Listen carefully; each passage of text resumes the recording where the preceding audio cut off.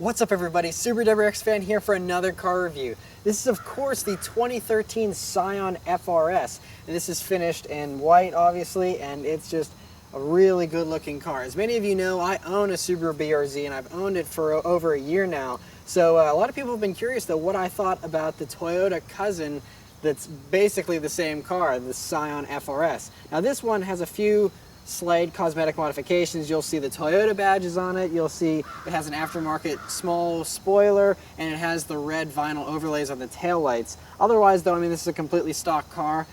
Many thanks to Harrison Auto Sales for hooking me up with this car to review for you guys today. So this review, I'm going to be comparing this car a lot to the BRZ, but I'll also be approaching it like a normal car review. So I'll be going over, you know, what it feels like, how the interior is, and all that kind of stuff. So for the exterior of this car, you know, it has this very aggressive front bumper with these fangs, and you have the non-xenon headlights on this. There's no cool LED daytime running lights like you get in the BRZ. It's just, you know, the basic lights up front and that's it.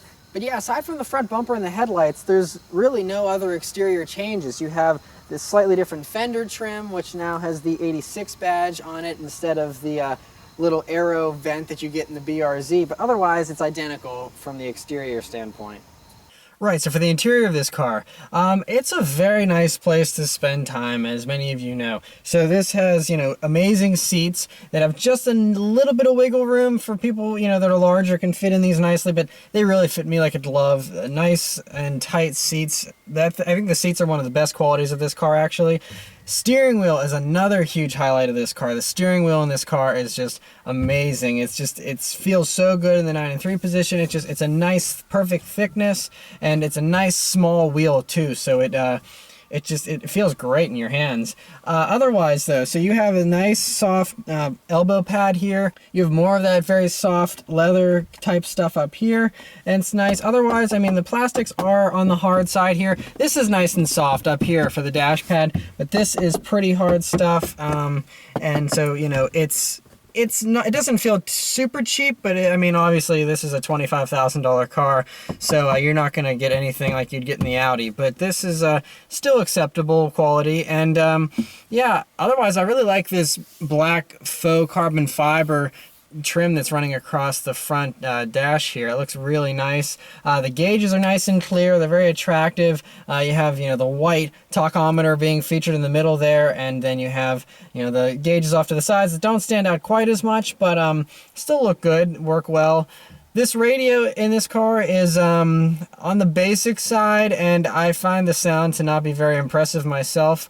No touchscreen, just, you know, a few buttons and that's it.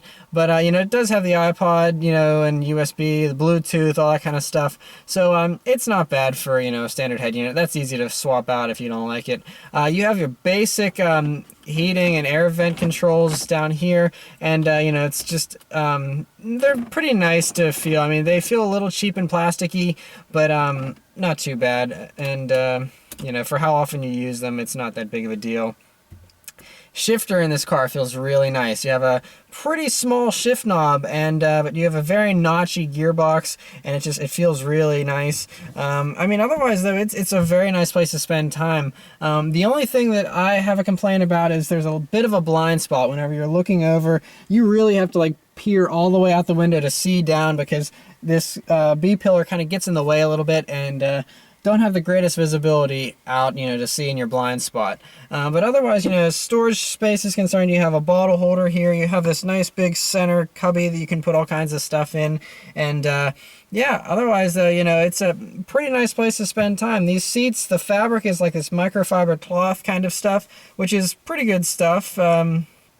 It doesn't wow me, but it's not bad either. It's just okay. Backseat room in these cars is pretty much non-existent. I mean, I'm on the shorter side. You might be able to fit someone that's, you know, a few inches over 5 feet in the back. You know, small girls, children, people like that could probably fit back there okay for short periods of time, but no one's going to want to ride back there for any significant amount of time. So the back seats are kind of just something you use in a pinch. I wouldn't use them on a daily basis.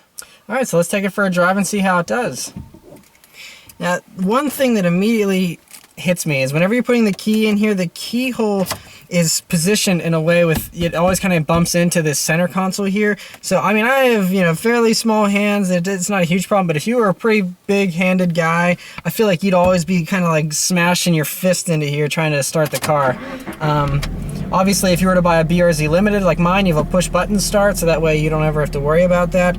But in this car, you know, it's just kind of a pain. I think that'd be a little annoying to start the car every day that way. But yeah, I mean, obviously that's not that big of a deal. All right, so the first thing you'll notice when you drive one of these cars is just how great your forward vision is. The hood sits very low, so you have a really nice view out. All right, so let's turn on into this back road here and see how it does.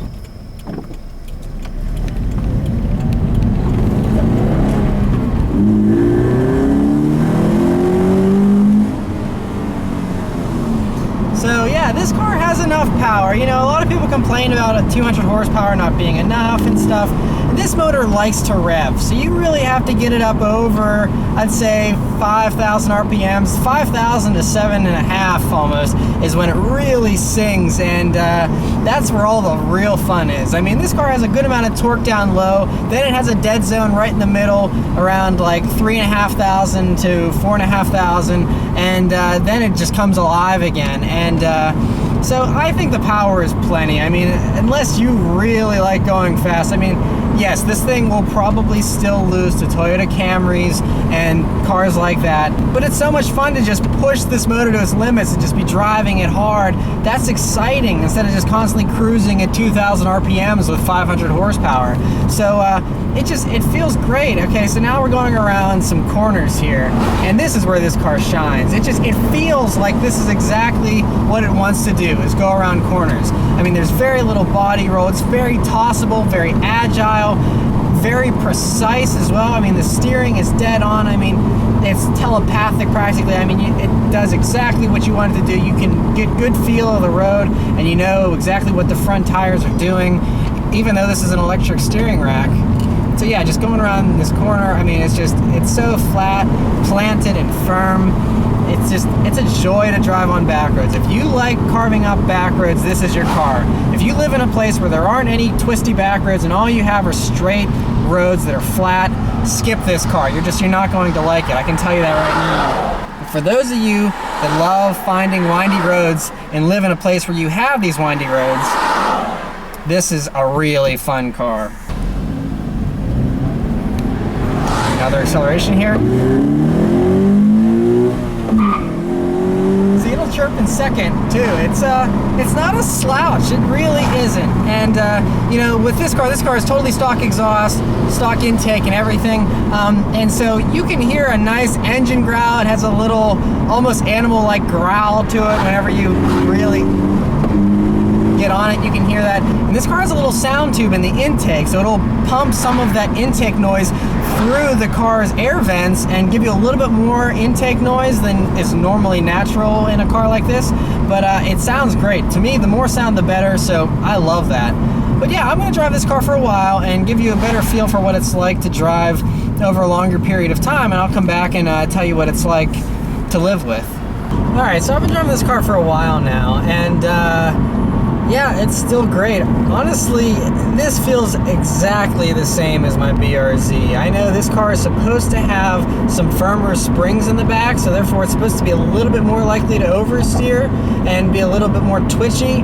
I mean, I'm not driving this car even close to the limit, but you know, as far as driving up to like 7/10ths, it feels exactly the same as the BRZ. You know, I feel like there might be a little bit more induction noise in this car. I don't know if there's a little less sound deadening or what, but I mean, I'm splitting hairs here. I mean, this feels exactly like the BRZ. If you blindfolded me, I'd have no idea which one I'm driving.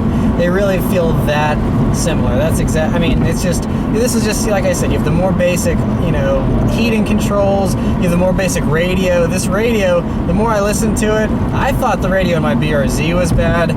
This sound quality is even worse, so definitely swap out the head unit if you are into listening to the radio at all. I'd get rid of that head unit immediately. But yeah, otherwise, you know, it's nice in here. These seats, the fabric on these seats is comfortable, and I have no complaints. This is a really fun car to drive. You know, the BRZ and the FRS are definitely driver's cars. As long as you can get over the fact that you only have 200 horsepower, then you will really like this car. I mean, you know, 2,700 pounds and stuff. I mean, it's a recipe for fun. And I mean, with the center of gravity being so low, the motor is mounted about where my kneecaps are. So that's how low the motor is in this car. And it's just everything about this car. It's set up for handling. This isn't a straight line performance car at all. I mean, you can do turbos and superchargers if you really wanted more straight line speed. But, you know, like I said, though, 200 horsepower in a car that's this light does not feel slow. It's not fast, but it's not slow. It's more than enough, especially from a dead stop. You know, it'll get up and go. I mean, it's right there, and it's fun. I mean, the only place you really notice the lack of power is passing power. So, you know, if you're in 6th gear and you're trying to stomp on it to pass someone, it's going to be you're waiting and chugging along, and then it gets up to speed.